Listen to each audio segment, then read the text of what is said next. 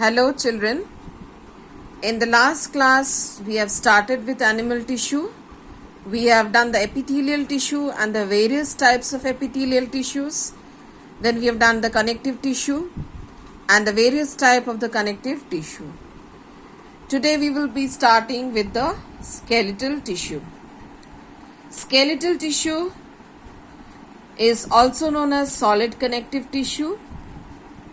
It forms the internal skeleton called the endoskeleton of the vertebrates.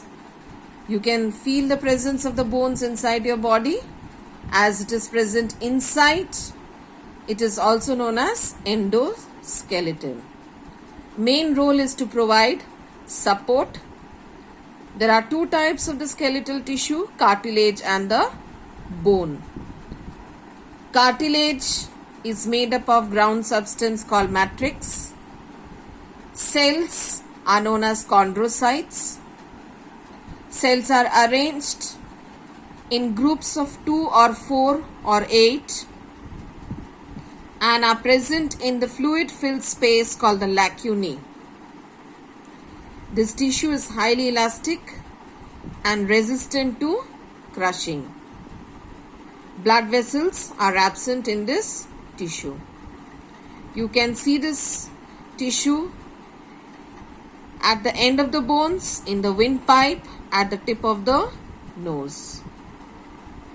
In bone, the next type of the tissue, the ground substance or the matrix is very hard. It is made up of concentric layers around a central canal. The cells are called osteocytes. Many inorganic salts like calcium phosphate, calcium carbonate, magnesium phosphate and calcium fluoride are also present. Presence of these materials make the bone strong and hard. Bone cells are present in minute space called the lacunae.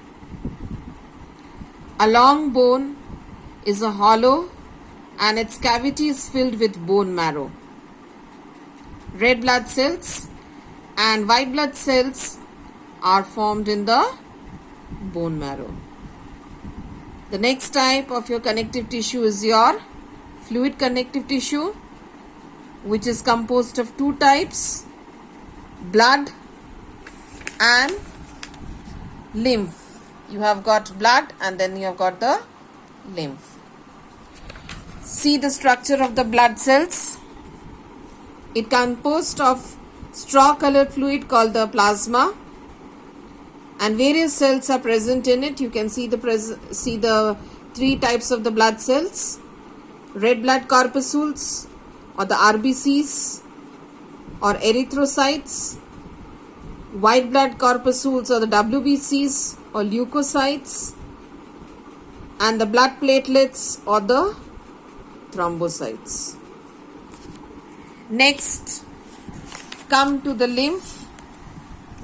It is a straw colored fluid surrounding the body cells. It is also called the blood without the RBCs, and it plays an important role in protecting the body against infection. It helps in the transport of the fat. Now the main function of the blood, is the transport of substances like glucose, amino acids, oxygen. Also provides protection from the foreign bodies, and it helps in the transportation of different substances throughout the body. Then you have the muscular tissue. There are three types of muscular tissue: voluntary muscles, involuntary muscles, and the cardiac muscles. You can see them in the figure. Voluntary muscles, as the name suggests, are under our control or will. They have many nuclei, striations, or dark and light bands, and hence they are also known as striated muscles. Such muscles constitute about 50% of the body weight. As they are attached to bones and help in the movement of the bones, they are also known as skeletal muscles. Next, you have the involuntary muscle. They are not under our control or will. They are composed of cells with tapering ends and only one nuclei. You can see the figure. Only one centrally located nucleus is present. They do not have striations, and hence they are also known as unstriated muscle. They are present in the internal organs of our body such as stomach, intestine, lungs, and urinary bladder. Next, you have the cardiac muscle. They are found only in the heart and are also called the heart muscles. They are cylindrical and branched. You can see the branches. They show rhythmic contraction and relaxation, which helps them to pump blood to all body parts. Next type of tissue is your nervous tissue. You can see the figure 1.6. It is present in the brain, spinal cord, and the nerves. It controls the body function and is made up of long nerve cells called the neurons. Each neuron consists of a cell body called the cyton and a long thread-like structure called the axon. The cell body contains a nucleus and many small thread-like branches extend from it in all directions. These are called dendrons, which further divide to form dendrites. Neurons join together and form the nerves.